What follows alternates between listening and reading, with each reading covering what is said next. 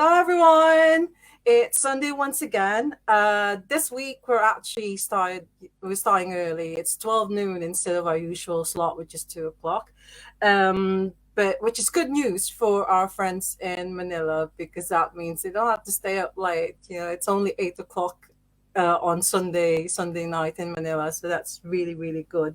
Just got back from Leeds. I saw lightning seeds there last night. That was absolutely amazing. So if you can sort of like get to one of their gigs, check out their Facebook page or the official sort of like lightning seeds page and just find out where they're going to be. I know that they're going to be in Glasgow tonight. So if anyone is in Glasgow and you haven't bought tickets to see Lightning Seeds, go and see them because they're absolutely amazing. But anyways, this week I'm going to take you to a place called Hull for people in Manila who's not heard of it. Hull is actually a place where the drummer that we're going to have for today, he's in a band, which is one of the most famous bands in Hull. And of course, we've got the House Martins as well and Everything But the Girl, which for my fellow Filipino new wavers, these are our favorite bands. But today we're going to find out more about a band called Red Guitars from Hull. So, my dear friends, please welcome Matt Higgins. Yay! Hi, Anne. Hello, Matt. Hi, it's great to be here. I'm good, thank you. Yeah. Thank you very much for having me on. It was interesting what you were saying about the lightning seeds there, because Ian Brody, who's obviously leads the lightning seeds, produced one of our singles a long time ago. Yeah. It's this one here, "Be With Me." That's right. That's right.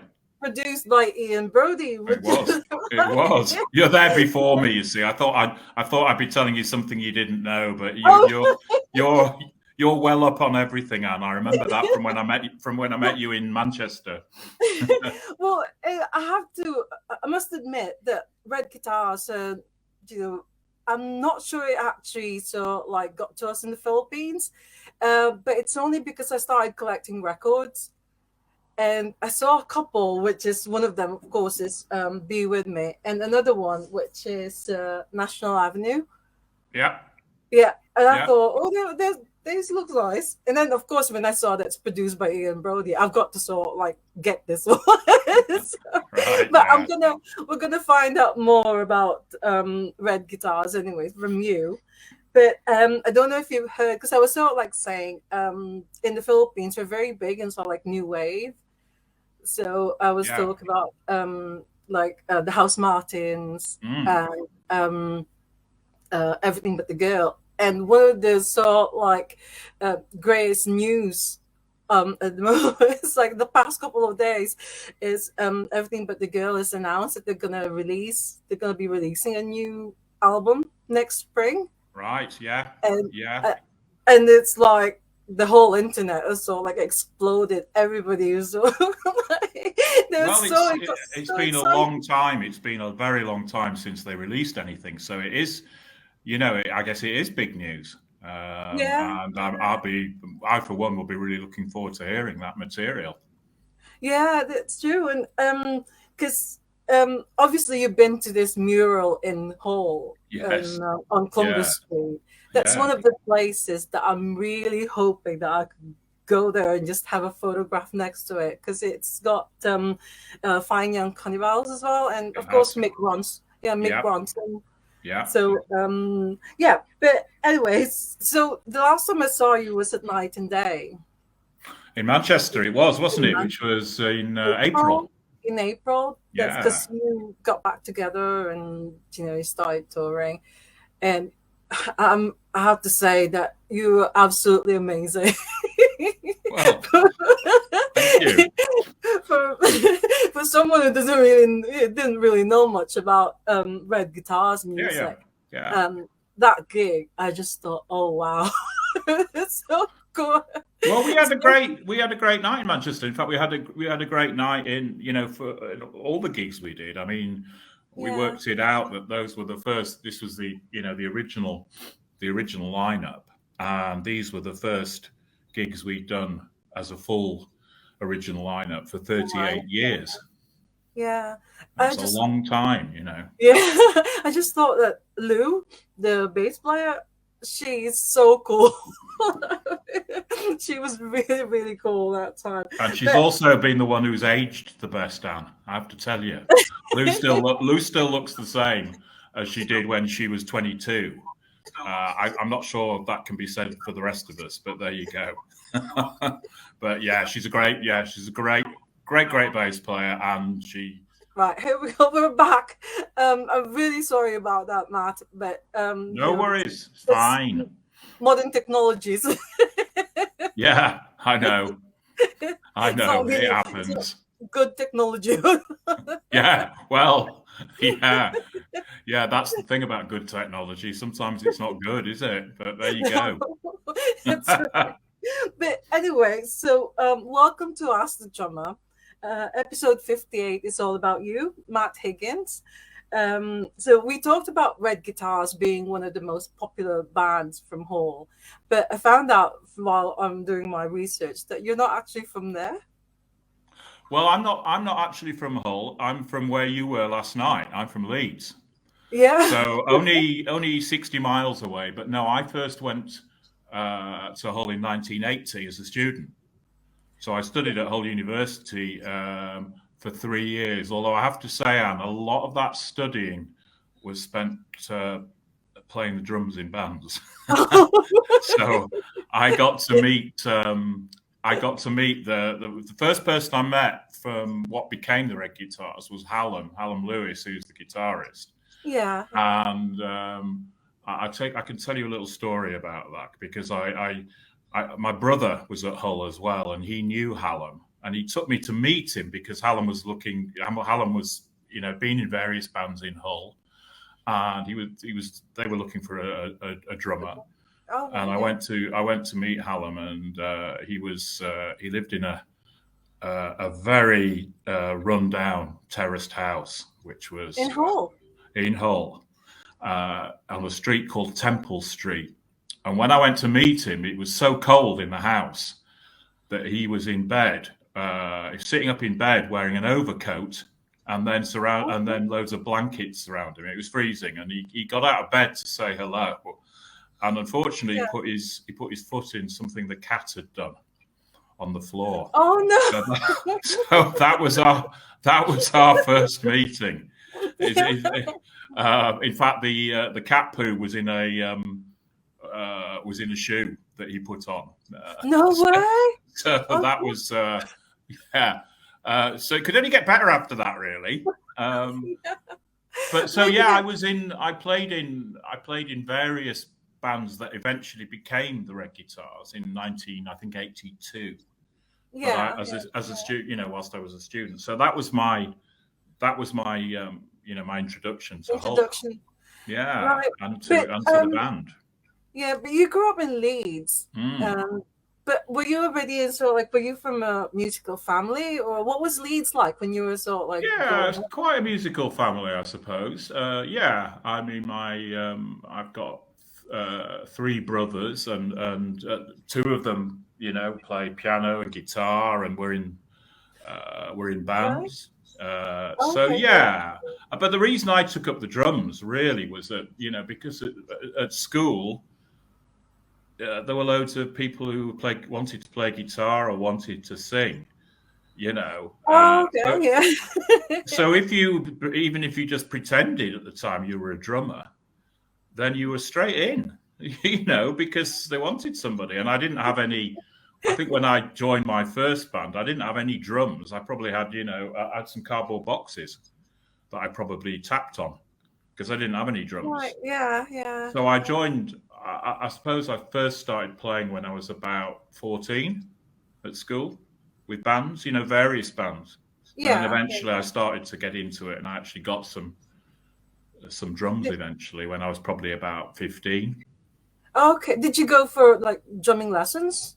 Or I did. I did go for a few drumming lessons, but I didn't really get on with it because they had, it was a local music shop, but they had these practice pad things, but they wouldn't let you play on the drums, on the actual drums in this music oh, shop. Oh, And you could have done that. You could have done that if you'd gone for private lessons, I guess. yeah, But so I went along a couple of times, and I sort of started realizing, just playing on a pad, like these practice pads. Well, you weren't using you weren't using your feet, and obviously with drums, each limb. yeah, of course, yeah, yeah, yeah. So I didn't do that for very long at all, and I just taught myself really. Oh, well, that's good. And picked up stuff from other people I knew. Yeah, Watched people on drummers on TV and stuff. I mean, there wasn't much in the way of video around then. yeah, But yeah, I'd pick up stuff from. I remember watching things like the Old Grey Whistle Test. Where bands actually used to play live. yeah. Instead of Top of the Pops. Instead of Top of the Pops, because Top of the Pops wasn't really a very accurate representation, really. Yeah. So yeah, I did, and I just carried on, and as I say, there was always a spot for a drummer, particularly in school bands, because nobody else or there were very few drummers around, really. Right. Well, what made you choose to go to Hull instead of Leeds? Because Leeds actually it's got the university there is fantastic. Yeah, it's a huge university, and it's a very popular place to go for students. Yeah, I think I went to Hull. I think I went to Hull really. Partly, I knew it a little bit. I'd been over a few times because my older brother was at Hull University too. So I'd been over, and I didn't really want to go to university in my home city because part of it was about getting away. But I suppose there was something about getting away, but not too far away. So it's like an hour and a half's drive from Leeds. It's not far really. So, but what I loved about it when I got there was that there was, there was a thriving music scene, and I liked Hull, and at that time, probably still now, it was a very, very cheap place to live, very cheap.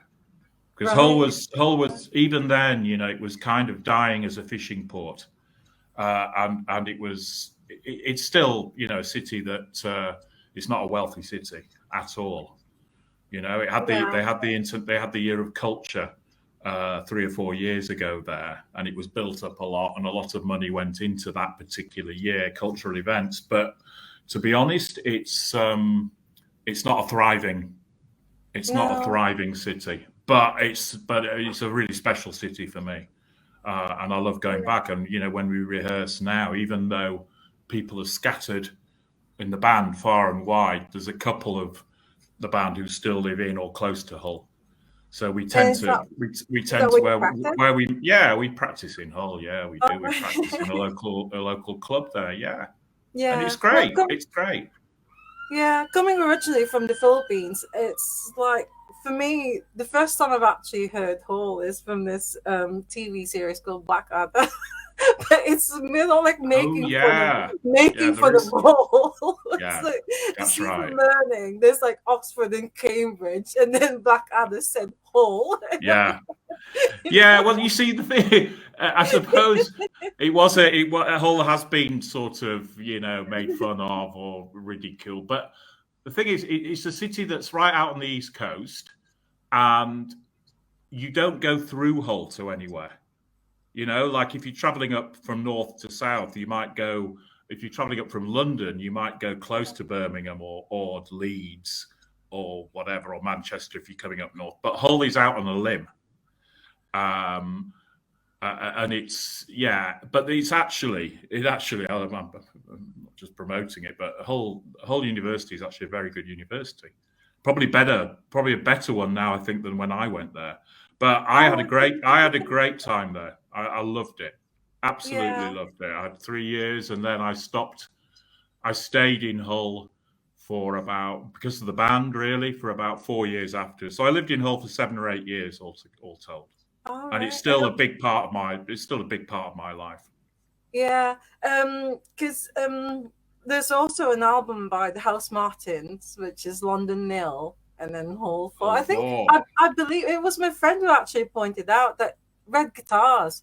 They're one of the bands that's supposed to be like part of the Four. Is that right? Because I like, don't know that. I've never really. I've heard that. I don't know if it's true or not. Really. I mean, we did. We were, we were sort of contemporaries of the House Martins. They, I think Paul Heaton lived in Grafton Street, which was two streets up from where I lived. And I remember going to see them I think in Hamburg, because we were playing we were doing some gigs in Germany, and I yeah, think we played in Hamburg, and I think we had a night off, and we found out the House Martins were playing they're at this playing. club, Oh and wow. we went to see them, and they were stars in the making then. They were very Yeah, good. They were there's great songs, but they also had a real kind of fun presence, and they could all play really well, but they could all sing really well as well. that is You true. know, Yeah, yeah. and so yeah, we were sort of contemporaries of them, and Roland Gift was around as well. Yep. Yeah. That time from the Fine Fine Young Young Cannibals. Cannibals, Yeah, and of yeah, course he went on to do massive things, and yeah. he's still a big part. Um, So I it wonder was a if that, very sorry, go on. I wonder if that's the Four that he is referring to: the House Martins, Red Guitars, Everything But the Girl, and Fine Young Maybe, Cannibals or something. maybe, yeah. It was an interesting thing with Everything But the Girl, because I think they were in. I did English at Hull University, and they both did English as well. And I think they were the year below me. But I remember seeing. Train. I remember sitting behind them in the library, writing an essay or Oh something, and they were always together, always together. wow. And they were inseparable, I think. Yeah, I remember going to see Ben Watt playing Hamlet in it, because I think he did English and drama actually as well. And I remember him playing Hamlet Yeah. in a local studio, whole university studio production. And I went to see them. He was a good actor as well. Yeah. Oh So wow. yeah. So it was really. There were loads. I mean, obviously there were loads and loads of other bands around. Hull had loads of bands, and that was one of the things I Yeah. loved about it. You could always go and see any night of the week. You could see somebody, and you got to know people. You got to know a lot of Yeah. people really well, and that was great. Really good music scene. So would you say that it's sort of like similar to Liverpool and Manchester in a way, or sort of like Yeah, I a think smaller in a scale? way, I don't think there was a particular whole sound, or whole, there wasn't the sort of a. But then again, I think in other cities, maybe it was exaggerated that bands all had a Manchester sound or a Liverpool sound, Yeah, because there's a or lot of Liverpool. different bands. It's But true. Hull was, yeah, I think it was off the beaten track, but because it wasn't as easy. It wasn't as easy to get to or stay there as it was for, say, Manchester or Liverpool. Perhaps it wasn't as accessible in a way, but yeah, it was. Yeah, A lot of people came out of Hull. A lot of really good musicians, and as I say, there were lots of venues then, lots of different venues. Perhaps not so many now, because live music, I think, is it's still there, but there's a lot more live music is defined by DJs and so on. I think these days, yeah, yeah. It's so true. seeing live bands is still, I think, is still a great thing to be able Yeah. to go and do. I've only been there once for a gig. I went to see Yeah, Candy Opera there. right. Like, yeah. But anyway, so did you, apart from Red Guitars, did you have sort of like other band before you formed Red Guitars or Yeah, joined Red Guitars? yeah. The first band I was ever in was a band called The Mess, and that was our school band, Right. and Okay. so there was me, and there were uh, uh, the other guys in the band were basically people I knew at school, and we actually got as far as recording a single. I think I was about 17. We recorded a single in a place called Rochdale near Yeah. Yeah. Manchester, Yeah. Yeah. and I remember going over the guy who sort of was the sort of leader of the band had one of those old Morris estates, with the panelled wood on them. And we managed to get all the stuff into his car, and we managed to get across the Pennines on the M62, probably doing about 40 miles an hour, going up the hill. And we went for one day, and we recorded 4 songs, and we released 2 of them on a 7-inch vinyl. Yeah. What's it called? What's the band called? It was called The Mess, MESS. And we were a mess, really. We were a mess, really. But we played a few gigs. That our claim to fame, Anne, was that we once did a gig at a club in Leeds. We were the first band on, and the second band was the Selector, and the third band was the Specials. And that was, for us, they were just all coming through then.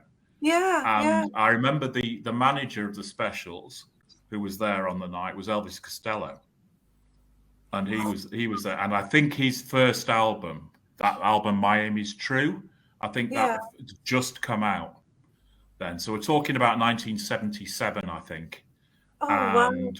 We were in awe, and I remember watching, after we'd played, where there's probably about 4 people there, and then eventually it filled up, and the Selector played, and then the Specials played, and I thought, this is proper.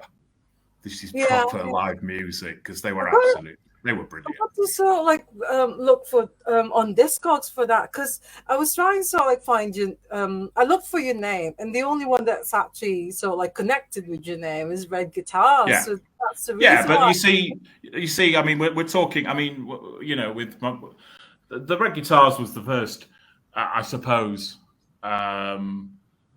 proper.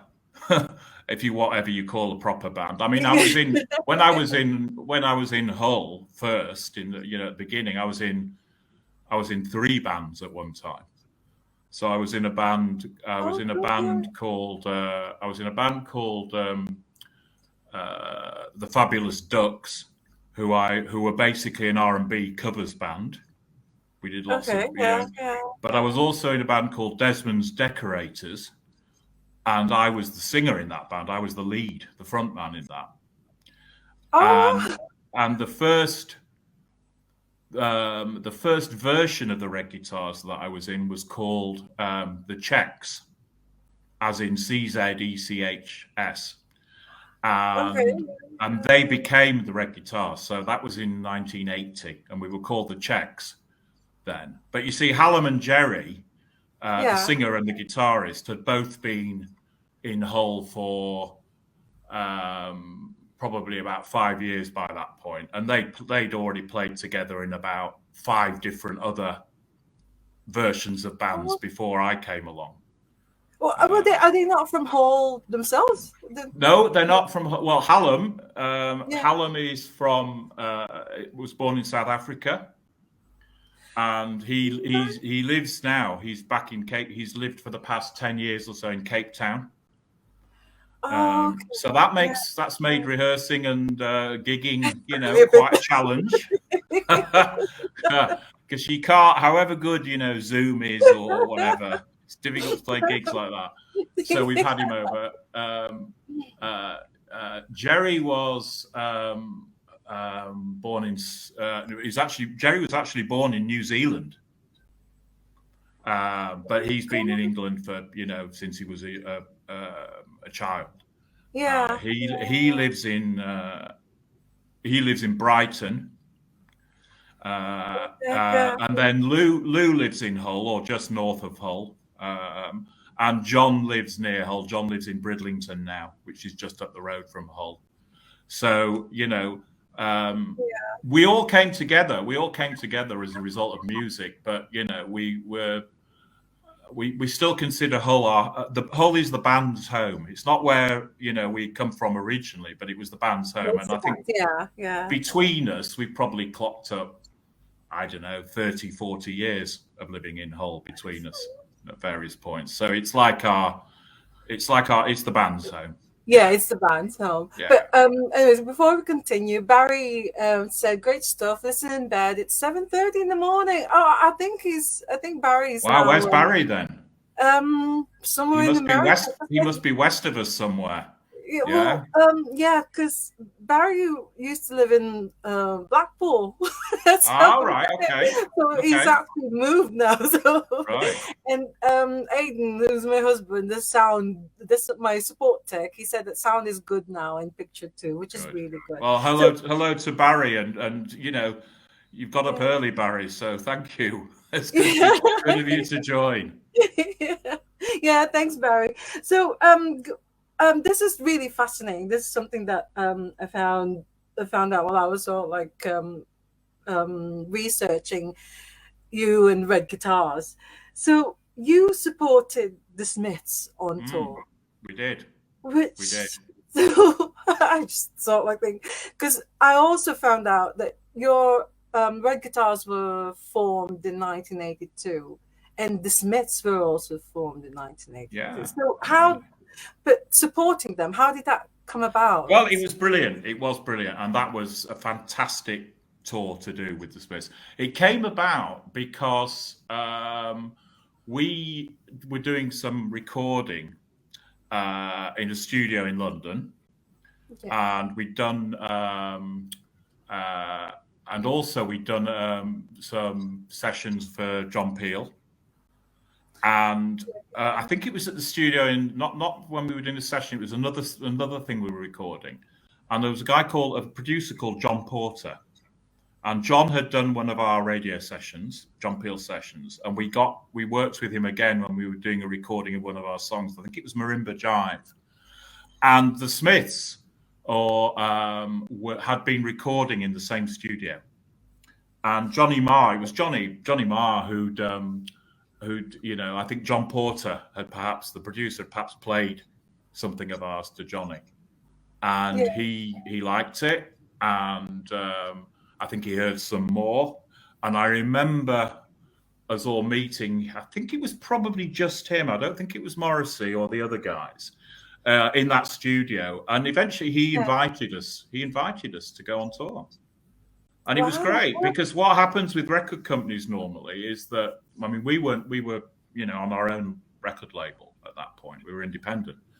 Yeah. And what happens is that with tour support bands, they quite often, or usually, certainly in those days, they were invited to come on tour with a band, but they paid to go on. So the record company or whoever or the band had to pay a To fee support for the the honor of supporting the main band. And God.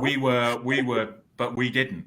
We didn't. They invited us on You did? Oh, right. Okay. All kind of right. special guests, so we didn't. And I think we probably did. I don't know how many, and we probably did 15 or 20 shows with them, and it was great. It was great, and Yeah. Yeah. the really exciting thing about it was their first album, their very first album, came out during that tour. So Oh, so they weren't sort of like massive at the well, they were time. They just were like becoming really it. good. They were becoming it.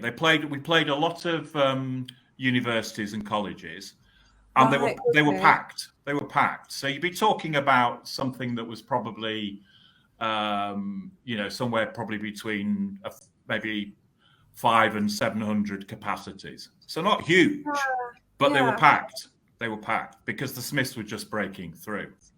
And Yeah. and I would say that during that tour, it just got bigger and bigger. Because they were Okay. getting loads of radio play, Yeah. and Yeah. that album was being played all over the place. So it was brilliant for us because we were playing, and often as well, often I think when support bands are playing, everybody's in the bar. But that didn't happen for us. A lot of people would Yeah. listen Yeah. to us, and it was great. And we did. I remember at least at one gig, we actually did, I think, two as a support band. We did 2 or 3 encores, which was kind of unheard Oh, of. I think that was yeah. Nottingham. I think it was in Nottingham. I think it was at Nottingham Rock City, which I think is still a venue. Yeah. And you know, but they were very generous to us. They were just, they're the lads from Salford.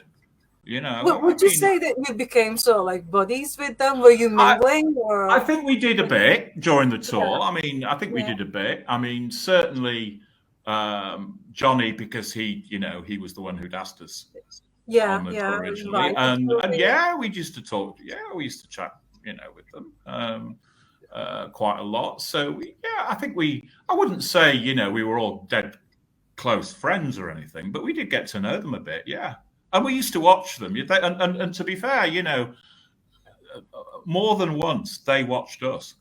You know, they weren't somewhere else in a hotel or in a dressing room. yeah, Quite yeah. often they used to watch us, and that was great. So there was a good feeling of camaraderie. But for them, yeah, I think by the end of that tour, which will have been, I think, 1984, they were really breaking, and they were beginning to become a Yeah, big sort of really big. international band. Yeah. Yeah, yeah, yeah. Well, I've got to ask you this. So, did you use Mike Joyce's drum kit or did you have your own? No, I had my own. I had Oh, my you own. had your And that it's a really interesting question, actually, because I think quite often when you play small clubs and you play with bands, and if you know them, things like drums and backline, amps and stuff do get shared.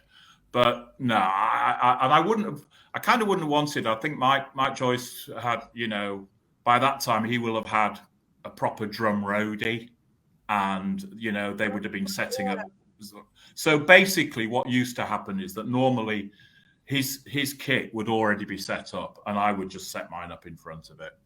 We still generally Oh, you still had enough space, so that yeah, was yeah, absolutely fine. But no, I think I'd be the same now. I think sometimes you share, but sometimes I think there's the thing about with drum kits, everybody has things set up differently, differently. Yeah, yeah. very differently. So, if somebody says, if somebody was to say, yeah, you can use my kit, but please don't alter anything.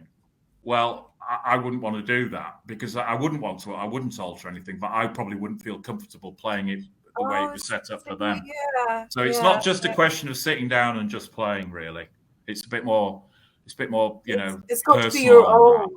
Yeah, your Yeah, own. I think so. I Yeah, mean, almost in the same way as generally a guitarist wants to play their guitar, they don't really want to, unless they have to, they don't really want to play somebody else's, because they know yeah. their guitar and they feel comfortable with it, and they know how it works. But So did you yeah. ever did you and Mike Joyce ever get together and talk, drum talk? No, we didn't really. No, we didn't. I have done that. I have done that with other drummers. I'm not. I'm not a big one for. I'm not a big one for talking about all the technical aspects of drums and tuning With drums, other or I drummers. kind of I'm not a big technician, because I'm kind of, as I said to you before, I'm self-taught, and I Yeah, don't I see drums as I'm not a flowery or a frilly drummer. I just try and keep the beat on. And I have to say that as you get older, just keeping the beat is a challenge. yeah. Playing in time. I mean, of course, people say, "Well, of course you have to play in time," but it's But I've it's seen you play. I've seen you play live, and you're a powerful drummer. I've seen the way you sound well, like. I suppose quite powerful, but I don't. I'm not frilly. I don't do lots of. I don't do lots Oh, of running. I'm not really into that. I suppose the drummers that I've really admired over the years are people like um, Charlie Watts, for example, yeah, because yeah. he always made everything look really easy, and it's not. But he was a Cool. solid. For me, the drums, it kind of fits that the drums are at the back. They're not always at the back, but they are usually at the back of the stage, aren't they? And Yeah, for me, it's about keeping, keeping that beat. Um, I don't do anything too fancy, and to be honest, Dan, a lot of that is because I can't. I'm not into, I've never really learned that stuff. Um, but yeah, so somebody like him, but also I really admire people. I was always a massive fan of John Bonham from Led Zeppelin because Yeah, he did some just really interesting beats and counter beats and playing against the rhythm of the guitar and all that kind of stuff. A genius really. But yeah. people like, whilst I recognise, somebody like Keith Moon, from the It was Who, so like great to not you. well, it was all very showy, and what he Yeah, did was really good, but not my kind of stuff, not no. my So, kind of thing, really. well, I suppose you don't twirl, do you? So, No, I don't think I've seen you sort of like no. twirl, Do you know You're like, what? I learned a lot. I learned a lot from a gig we once did in London at the Electric Ballroom, which I think is Camden or Kentish Town. I can't remember exactly where it is. And I always think I was a real prat doing this because we finished a gig and I was walking off stage and I threw my drumsticks into the crowd, thinking, oh, somebody who really wants to have my drumsticks. yeah. And what and the really funny thing was that really brought me down to earth with a crash is that somebody came round to the dressing room, knocked at the door, came in and said, "Oh, you dropped your drumsticks, mate." Oh no! And ever since that happened, I thought, yeah, you deserve that. You're not a you're not a bloody rock Oh and roll no! star. And Oh no! actually, nobody wants your drumsticks. So I here, would have kept it if I would have well, found it. I I would have think kept I think I got caught up in the moment a little bit, and I felt when he came, and it was actually somebody I knew who brought them back. But when he Oh, when he when he came to, I felt about that big. oh no! Here are your drumsticks, Matt. And it's the way he said, "Oh, you obviously dropped them." When he knew I'd Oh, thrown them out into the crowd. So I always thought, yeah, serves you right. And sort of from that day on, I've never done anything fancy or drawn I attention. wouldn't mind. I think drummers are a funny breed, but I my thing is to yeah, just keep trying, keep in time, keep everybody going. I have a very good I have a very good relationship with Lou, but I have a very good playing relationship with Lou, drums and bass. And Yeah, what I found really, I was really pleased to hear that a lot of people, after we'd done those gigs in April, came up to me afterwards and Lou and said, "You two keep it all really tight. It's really good. It's right on the button." yeah, yeah. And that for me that's great. It's not about, for me, it's not being about a fantastic flamboyant drummer. It's about that, that Like underlying rhythm keeping the section. thing. Yeah, yeah, Yeah, yeah. yeah. And I love it when that works. I love it. Well, It's the best if you're compliment you can be paid for me. That's the best yeah. compliment. Well, if you're going to be touring next year, which I'm going to ask you later, what's next with Red Guitars, but I wouldn't mind the drumsticks. You can show it to me. I wouldn't mind. I'll I get it. suspect. Have you got any? Have you got any drumsticks from other drummers? Yes. Yeah, I never yeah. asked for one though, but they You sometimes gave they'll them. like give it Okay, to me. okay, yeah, So I'm telling you now though. I'm okay, not gonna ask for it, but if you're gonna okay. throw one, throw it to my direction, I'll get it. But Mm. anyway, so by 1986, Red Guitars were no more. So like you split up or did you just Well, sort yeah, we did. I mean, what happened was we produced the first album we did was produced and yeah. recorded in Hull, and it was done That's slow to fade, slow isn't to it? fade. That's right, and those were the songs really we've been playing out on tour, On tour, earlier yeah, this year. yeah. And I think what happened was that well, Jerry decided to leave the band. He had two very young kids, and he felt he wanted to devote more time, I think, with his Yeah. family. And so what happened then was we got Rob Holmes in, was the new singer, who'd been in a really good band locally, a band called Poor Howard, who were from Hull. Okay, yeah, Um, And and we recorded. We went on to sign to Virgin in '85 or '86, I think, and we recorded a second album. We recorded a second album with Virgin, and I think it just didn't work the same way. I think we were, we did this thing where when you get signed to a major label, they want to stick you in a big studio with a, they want to control you or something. Well, there is a bit of that. There is a bit of that, and I think we had lots of sort of outlines of songs. But what we didn't have, which we'd had with the first album, within the first album, we had a collection of songs that we'd been playing together around, doing lots of gigs for 2 years. And so when we went into the studio, it was not easy, but it was smooth to record them. It worked really well because we knew the songs so well.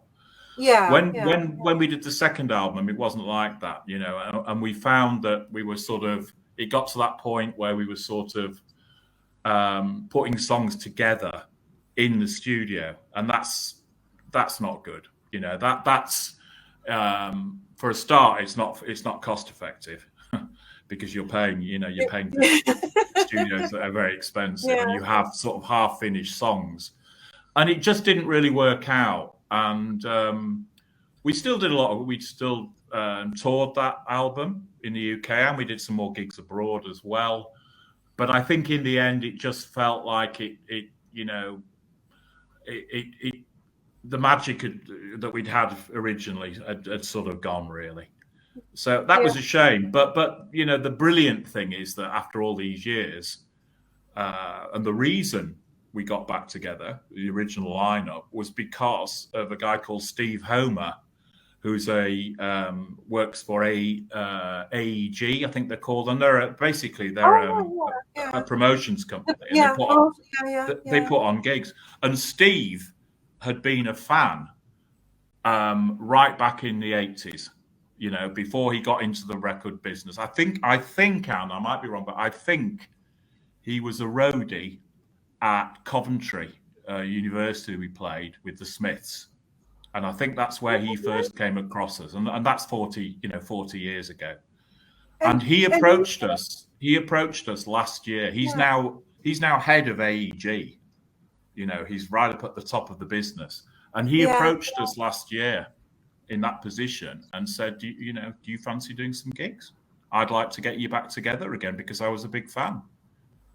Wow. And we said yes. So it was purely coincidence, really, for me, because I don't know necessarily if we'd have done it otherwise. So we owe it to him. And he put, AEG did all the promoting for the shows earlier this year, the one you went to in Manchester. And that's how it's all come about. Yeah, because I remember buying the ticket last year. Yeah. Even though it's not until April. Yeah, it was planned well ahead. Well, we needed that time, man. We needed that time to rehearse. And we also needed that time to arrange for Hallam to be able to get over from Cape Town. Well, the one thing that was it's funny because so the band split up in 1986, and then the year after that, the Smiths split off. It was so were they following us? The only difference is I think they sold 1 or 2 more records than us. And I think they were just slightly more famous than us. Only slightly, of course. But they've all gone on. I mean, they've gone on to do other things as well. I mean, Johnny Marr's. Johnny Marr's terrific. Yeah, he's doing solo. And Morrissey. Morrissey's obviously, big in the States, isn't he? He did a tour earlier this year. Yeah, and the other guys play as well. So yeah. Mike Joyce DJs quite a lot, which is very, very good. He's a very, very good DJ, and he had a radio show as well. I can't remember now which one, but he's very good as a radio presenter. Yeah, absolutely. And I mean, I think it's very difficult when it's in your it's in your blood really, and you know, and I mean, I've done lots of different things since, you know, since I played in the red guitars in the last, you know, 30, 35, whatever it is years. But Yeah. it's just been fantastic doing it again. It's been Yeah. brilliant. Well, So now that next, yeah, now that you're so like back together, I've found out from your Facebook page because you yourself, you're not on Facebook, are you? And you're not on social media. I think I saw a Twitter account, but the last entry was 2017 or something, and I thought, no, he's not he's not looking no, at that. I'm not a social media person. Lou does a lot of our social media stuff. Lou does a Yeah. lot. She's really good at it, and we have a bit of help from somebody else now. But yeah, I didn't modernize, Anne. But I've also noticed that you've got a new website as well, Mm, because I saw something. I think it was an old just archived material, I think. But now there's a new Red Guitars website, yeah, and it's got like lots of wonderful content in there. It's like yeah, photos and yeah. blogs and all sorts of things. So is it Lou who's running Yeah, that? yeah, yeah, yeah. It's Lou's doing that, and actually, Lou's husband is a very, very good photographer, and he took hundreds, hundreds and hundreds of photos during that tour. Yeah, yeah, So because he helped us out as well in in other stuff, in driving and in merchandising and stuff. So yeah, I mean we sort of got our act together a little bit, but the whole point now is you know, we're looking potentially next year to re-release good technology. It'll be 40 years old next year yeah, in the summer. yeah, yeah. So we're looking to re-release a new version or a different version, Yeah, and we're also looking to hopefully do some more live gigs, and that would be brilliant. Yeah. hopefully because we've come up. I mean, we have a whole load of new material as well. So we're looking potentially to do a new album next year. Oh, that's brilliant. That's I'm really, this is gonna really be looking for forward like, to that. Yeah, it's going yeah, to be for good. 2023 is like the year of whole again. It's like, so Well, we've got everything but the girl. We've got red yeah. guitar. Well, we've got to do it. We've got to do it soon, Anne, or we'll be dead. You know what I mean? I mean, we're not, you know, we're not youngsters anymore. But actually, what was really, really pleasing about the tour we did, a lot of people had seen us, you know, 40 years ago, and a lot of people said you're better live now than you were then. Just in Oh, terms, because but we did rehearse like mad. You know, we did a lot of rehearsing for it, and I think we yeah, kind of we treated it all. We had a lot of fun, but we treated it as, you know, we can't go out and ask people to pay to come and see us and not be any good. It's not fair, you know. So we did. I mean, we started rehearsing on and off a year before those gigs. oh wow, Not you know, not every week or anything, but you yeah, know, yeah, and did more and more. And of course, um, we had two friends of ours who joined us. So we had a guitarist called Jerry Allen, a different Jerry. And yeah, Jerry, I used to play in bands in Hull with Jerry, and he's been playing music all his life, and he's a great guitarist. And we yeah. also had a guy called Doug, and Doug was doing all the sampling stuff that we Oh used, yeah, and yeah, he's, you know, he is a very, very good musician himself, but he's also a techno wizard, and he's about 24, 25. So you know, yeah. we're It's like keeping new we're blood. keeping somebody we're keeping somebody relatively young, you know, Yeah. beside But next to all us 60, 70-year olds. Yeah. what was it like for you? So did it just so like, you can compare it to riding a bike? Did it just so like come back to you like drumming It again after well, so many it years? slow, yeah, but it took a bit of time because, you know, unlike, I mean, Lou and Hallam particularly have just carried on playing since the Red Guitars. They played in bands Oh all the my time. God. Yeah. I haven't been doing that. So for me, starting drumming again, I have to say, for the first few rehearsals, I was incredibly nervous because I thought these guys are all, up on their game still. But yeah, it comes back, but it took a lot of practice, and I did quite a lot of practicing on my own. I have a friend who runs a local rehearsal studio in Leeds, and I used to go in there quite a lot before we even got together for rehearsals. Put on headphones with tracks in them and play. All right. Get back up to some sort of standard. Yeah. Because I believe that after Red Guitars and you become like a psychotherapist. I am now. Are you still? You're still. Yeah. So when you're not drumming, you're a psychotherapist. I do that. Yeah. Wow. I work with clients. I do that. I went back to study about 3 years ago, and did a qualification in that. Yeah. Wow. So now I do that as part of the stuff I do with my life. Yeah. But you see, I worked for many, many years, Anne. I worked for a bank. I went into banking. I was in marketing in a bank. 25 years. Oh. 25 years. When rock and roll people say, "What have you been doing since before you got together?" and say, I've been. John was the studio engineer. Lou and Hallam have been playing in bands. Jerry's been writing. Or what did you do, Matt? I work for a bank. It's not huge street credibility, Anne. Did anyone recognize you as the drummer of Red Guitars in your years of working in the band? I think probably a few people did, and their first words will have been, "What the hell happened?" those features you get in magazines. Where are they now? Where are they now? Yeah, that was embarrassing. Anyway. Well, I'm glad that you're back. You're back together, and we're really looking forward to hopefully a new album and tours. Because that section there where it says "Good Technology 2023" on the website, right? That's really right. Exciting. Yeah. It's very exciting for us. It's really exciting, and the touring we did, we didn't do a lot of gigs. We did 7 gigs. We absolutely loved it. Being back together again, traveling together again.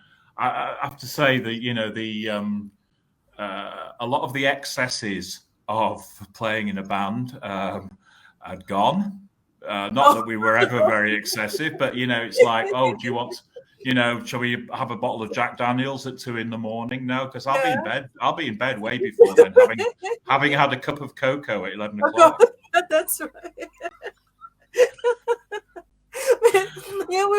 we were talking about the mural on Columbus Street. Yeah. What was your reaction when you saw it for the first time? I thought it was absolutely brilliant. I thought to be put up there. I mean, and the guy who commissioned it, who had it done, it was because it was on his property, and it was his choice, his personal choice as to which bands went on there. So I think.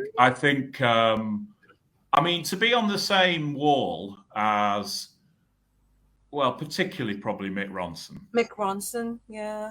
For me, but also as Ben and Tracy, Everything But the Girl, and the House Martins and the Beautiful South, and it was great. It's fantastic. It gives you, it feels, it's quite.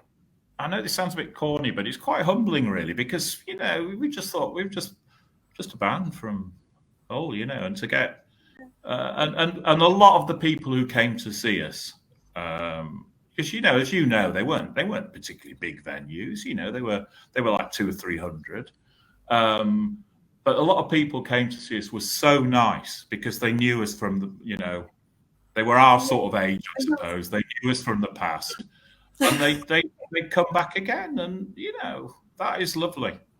Yeah, it's so really. I've noticed it from the crowd in Night and Day. I think they're just really happy that you're back. You're playing again. I think that was the atmosphere. It was just a really happy atmosphere at the gigs. Everybody was there because they wanted to be there, and people. I find it incredible that people will still part with money to come and see us. But they did. Yeah. And that's very, very, very, very makes you feel very warm. It's great. Oh. Well, I know that you're sort of like you've got somewhere else to go, so we're just gonna ask you the last sort of like 3 questions now. Okay. So you've mentioned well, I'm going to ask you again for your drumming heroes. Okay, so I would say, certainly Charlie Watts. Charlie Watts, yeah. John Bonham from Led Zeppelin. And I suppose, would I pick another one? Mike Joyce? Well, I like Mike Joyce's drumming a lot, yeah. Because he's not a frilly drummer. He's keep the beat, keep it going. I'd say Mike Joyce is a very good drummer. And he's sort of like newish bands, maybe from the 90s or new. Well, perhaps I'm trying to think of. I like the guy. I don't know if he's still playing with them, but I like the guy from. This isn't new, I suppose. Prefab Sprout. I think his name's Neil Conti. Oh, right. Very good drummer. Very, very good drummer. If I look now.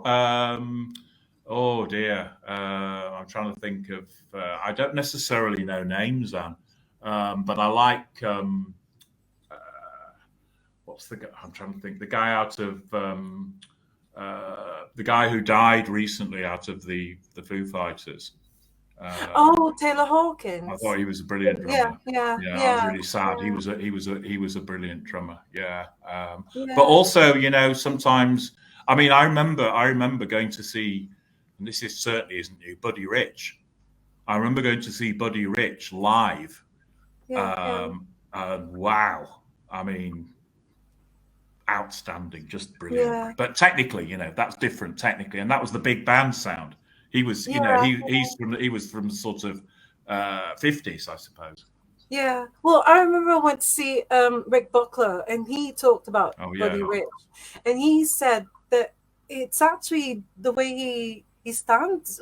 It's like, I think it's because you've been drumming so long, and then you have to sort of like curb your body. Yeah. So when he got off the drum kit or the drum stool, it's sort of like the way he walked. Rick Buckler was saying that there's something strange about. But as again, you see another great drummer, Rick Buckler, great drummer. Top of Head at the Clash, fantastic drummer as well. Well, another question that I would like to ask: have you ever had, apart from throwing a drumstick and nobody took it, have you ever had any drumming disaster? What I call? Oh yeah. I had. I felt. I remember playing a gig. I think it might. It probably wasn't one of the Smiths ones, but it was at a university, and I was set up on the back of the stage, and I was playing along, and I hadn't realised that it was probably about 8 foot up, and there was no back wall.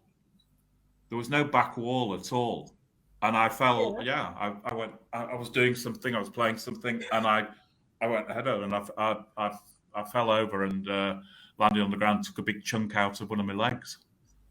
Oh my god! Oh my god! And I think I almost certainly carried on. But I didn't realise for some. Well, there was a curtain. There was a black curtain. Yeah. And I thought that was.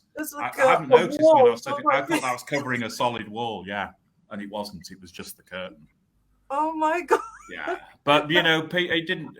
People make those jokes about drummers and say, well, at least it didn't damage your brain, but there's not a lot to damage when you're a drummer. Oh, so no. Those drummer jokes. Yeah. What's your most favorite drummer joke? I used to ask this what do you there's that thing about what you call a guy who hangs around with a bunch of musicians. Oh yeah, that's I think that's the most famous one. Well, the last question I want to ask you now is: if any advice for aspiring drummers or aspiring musicians out there? Well, I think there's still a thing. I mean, I guess probably for me, one thing that I never did, which I probably thought I not that I should have done, but I would like to have done, is I'm not against, I'm not anti-electronic stuff or anything like that. And I think I could have done a lot more if I'd got into drum machines, programming, all that stuff. Oh, okay. Because Yeah. I know now I've got I have a nephew who makes music, and he does it electronically, and a lot of the sounds, of course, are real samples these days. But I would have. I don't think I will do it now, but I would have loved to have got into more of that stuff. I'm fascinated by things like, the drums on something like Blue Monday, Yeah. And you because order it's a mixture of live playing and samples and electronic stuff. And so I would say, keep yes, be as diverse as you can be in what you do, and learn stuff. But I would say playing the drums, I think, if you are starting out playing the drums, I would say, recognize that you're not just somebody who sits at the back who can't play the guitar or whatever. You're as important a no, musician as of course. anybody else in the band. And Yeah. sometimes that's not recognized. And I would say, and a lot of drummers also have a lot to do, with songwriting as well, and Yeah. production, Yeah. and That's all right. that stuff, engineering. So, yeah, And keep it going and stand up for yourself and make contributions. It's not just about you hitting something. that's right. Yeah. Well, as Bobby Gillespie said, a band is only as good as its drummer. Well, So I think would you? clearly I would agree with that, Anne. Well, thank you so much for coming on Ask the Not at Drummer. all. I've loved it. It's been really fun. Oh, thank Thank you. you. And hopefully I can get this uploaded on YouTube Yeah. either this evening or tomorrow. But thank Okay. you very, very much. And I look forward to seeing you and Red Guitars again next year, and maybe the new album. And We'll be in touch. We'll let you yeah. know. Thank you. Well, I'm on social media anyway, so it's Yeah. like Yeah. Sorry, there's me. I'll write you a letter with a quill pen on. that's so I'll make sure that I'm really up to date with what's going on with Red You'll be Guitar. more I'll tell you what, you'll be more up to date than I am. Well, thank you so much. And yeah, I'll see you. It's been a pleasure. Week. Thank you. Thank you for inviting me. All right. Bye, Matt. Take Bye. care. Bye-bye. All right, Bye. you too. Bye. Bye. Oh, thank you so much for joining us live, and especially Barry. Oh my God, I forgot that you're actually not here in the UK anymore. But thank you so much, and thank you for your support. And yeah, so enjoy the rest of your weekend, whatever's left of it, and do keep an eye out for next week's guest announcement post. We're gonna have another exciting drummer for next week. So as always, love music, love life, love drummers, and hopefully I'll see you next year at one of the Red Guitars gigs. So and hopefully I'll get a drumstick as well. Fingers crossed. Anyway, so yeah, thank you all so much. Yeah, bye for now. Bye.